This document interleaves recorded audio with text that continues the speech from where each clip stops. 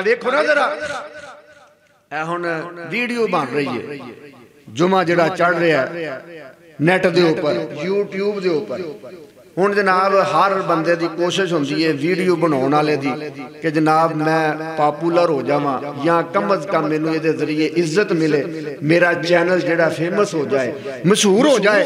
और कई बंदे जनाब उन्हां दा नज़रिया हुंदा है कि वीडियो बनेगी और वीडियो बनन दे नाल इस तरह होएगा कि जिथे जिथे दीन दा पैगाम जाएगा तो मैनूं की मिलेगा, सवाब मिलेगा, अजर मिलेगा। कई बंदे मूवी बनाते ने, उन्हां दा नुक्ता नज़र ये हुंदा है कि जनाब मैनू दौलत मिलेगी, की मिलेगी, डॉलर मिलणगे। हुण देखो जरा, ए यूट्यूब दे उत्ते चढ़दा है, हर जुमा चढ़दा है और हर खतीब का तकरीबन चढ़ता है। जिस वक्त महफिल होंदी है, जलसा होंदा है, कॉन्फ्रेंस होंदी है, यूट्यूब के उत्ते पूरा प्रोग्राम चढ़ता है। जिस वक्त पूरा प्रोग्राम चढ़ता है ना, तुसां सुनिया होना किसी की भी तकरीर यूट्यूब ते निकाल के जो देखोगे ना तो उहदे विच जनाब सब तो पहले तुहानूं फहाशी वाले गाने नजर आउणगे।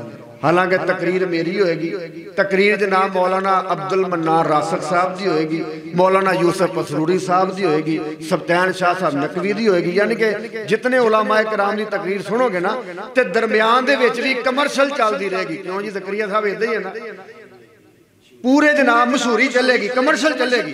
यानी हर तकरीर के दौरान शुरू के अंदर भी आखिर के अंदर भी दरम्यान के अंदर भी जनाब कमर्शल चलती रहेगी।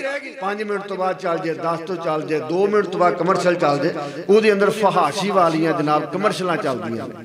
तो अगर चैनल जिस बंदे ने बनाया यूट्यूब का, अगर वो चाहता है कि ये अंदर जनाब मेरी कमर्शल ना चले, यदा मतलब वो डॉलर, वो बोलो वो डॉलर बंद हो जाने। यानी ये अंदर ये ऑप्शन मौजूद है।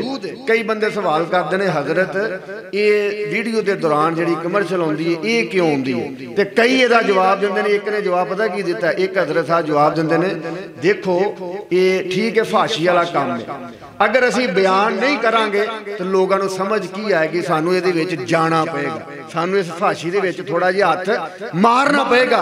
देखो अगर एक औरत खूह के अंदर डिग पे, पानी के अंदर डिग पे, हुण औरत जिहड़ी गैर महरम है, जिस वक्त असीं उहनूं जनाब खूह चो पानी चो कढ़ना तो औरत नूं हथ लगना कि नहीं लगना, लगना ना। तो इसे करके जनाब जो असीं यूट्यूब से चढ़ाउणी है जनाब अपनी मूवी, तबलीगी प्रोग्राम, जुमा, तकरीर, दरसवाद चढ़ाउणा ते फहाशी आउणी आउणी है, जबकि ये बात कतअन गलत है, गलत है, गलत है, बिल्कुल गलत है। जिस वक्त तुसी जनाब कोई प्रोग्राम अच्छा तबलीगी यूट्यूब ते चढ़ाओगे, अपलोड करोगे तो उहदे अंदर ऑप्शन आएगा कि यदि जनाब तुसी कमर्शल चलाउणी है या वो बोलो, समझ आ रही है कि नहीं।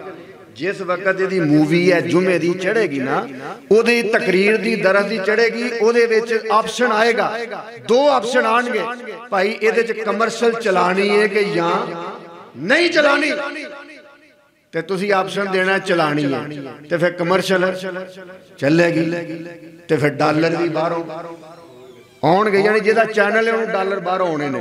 ते जिन्हें जनाब ऑप्शन दबा दिता नो वाला कि नहीं जी मैनू कमर्शल की लोड़, मैनू फहाशी फैलाने की लोड़ नहीं, तो फिर ओदी जनाब बाहरों डॉलर भी आने बंद हो जाने ने। पता चलिया कि जिन्ना चैनलों वालियां नूं, जितने भी चैनल ने इस्लामी, अगर वो इस तरह इनू अपलोड करते हैं, चैनल के उत्ते चढ़ाते हैं और नज़रिया उन्हों का ये वे कि असी कमर्शल जिहड़ा ऑप्शन जिहड़ा इनू इस्तेमाल करने हाँ, और फिर वो मशहूरी आउंदी है, वो पैसे सिर्फ मशहूरी दे आउंदे ने, तकरीर दे पैसे, तकरीर के पैसे नहीं होंगे, जुमा सुनन दे, दरस सुनन दे, वाज सुनन दे, जलसा सुनन दे पैसे नहीं मिलते। ये पैसे चैनल वाले नूं मिलते हैं जिहड़ी असीं फहाशी दे वो क्लिप आउंदे ने, कमर्शल जनाब जिहड़ियां चलदियां ने ना, मशहूरियां चलदियां ने, उहदे पैसे आउंदे ने। ते लिहाजा ये पैसे शरीयत दी नज़र दे अंदर जायज़ है, इहो जी कमाई शरीयत के अंदर जायज़ है नहीं। ये तो इलावा भी जनाब अगर तुसी कर दोगे तो सिर्फ ये होएगा कि तुहाडे डॉलर बंद हो जाएंगे, बस पैसे बंद हो जाएंगे।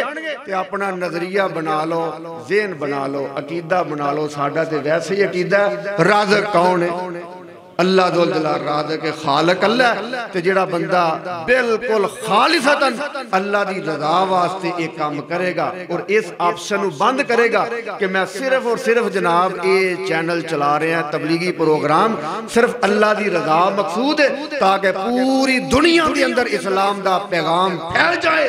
तमन्ना है कि दुनिया में तालीम कुरान आम हो जाए, हर परचम से ऊंचा परचम इस्लाम हो जाए तो इंशाअल्लाह अल्लाह दुनिया के अंदर भी इज्जत देगा, अल्लाह पाक आखिरत के अंदर भी इज्जत अता करेगा। दुआ फरमाना अल्लाह जुल जलाल सबना कुरान और हदीस के मुताबिक ही जिंदगियां बसर करने की तौफीक अता फरमाए। आखिर दावाना अनिल हम्दुलिल्लाहि रब्बिल आलमीन।